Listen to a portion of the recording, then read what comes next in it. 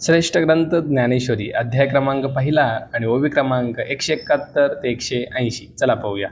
आणि या ठिकाणी युद्ध सुरू झालेलं आहे. ज्ञानेश्वर महाराज काय म्हणतात ते बघूया. एथ आले असती आघवे परी कवनेसी म्या झुंजावे हे रणी लागे पहावे म्हणूनिया. येथे सर्व आले आहेत पण मी रणात कोणाबरोबर लढावे याचा विचार करणे जरूर आहे, म्हणून मी या ठिकाणी पाहतो. बहुत करुणी कौरव हे आतुर स्वभाव वांटी वेवीन हाव बांधती झुंजी. फार करून हे कौरव उतावीळ व दृष्ट बुद्धीचे असून पुरुषार्था वाचून युद्धाची हाव धरतात. झुंजाची आवडी धरिती परी संग्रामी धीर नवती हे सांगून रायाप्रती काय संजीव म्हणे. ते लढाईची हौस तर बाळगतात पण युद्धात टिकाव धरत नाहीत. इतके सांगून संजय धृतराष्ट्र राजाला पुढे काय म्हणाला. आई का अर्जुन इतके बोलिला तव श्रीकृष्णे रथू पेलिला दोन्ही सैन्या माझी केला उभा तेने. ऐका, अर्जुन एवढे बोलला इतक्या श्रीकृष्णाने रथ हाकला व त्याने तो दोन्ही सैन्याच्या मध्ये उभा केला. जेत भीष्म द्रोणाधिक जवळिकेची सन्मुख पृथ्वी विपती अनिक बहुत आहाती.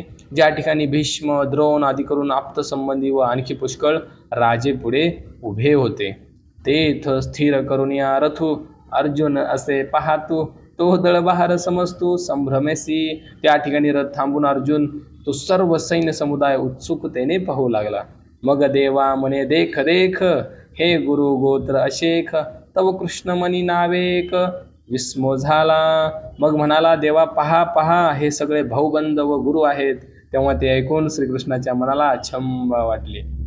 तो आपण म्हणे एथ काही कवन जाणे हे मनी धरले येणे परी काही आश्चर्य असे. तो श्रीकृष्ण आपल्या मनाशीच म्हणाला याने यावेळी हे काय मनात आणले आहेस कोणास ठाऊक, पण काहीतरी विलक्षणच असावे.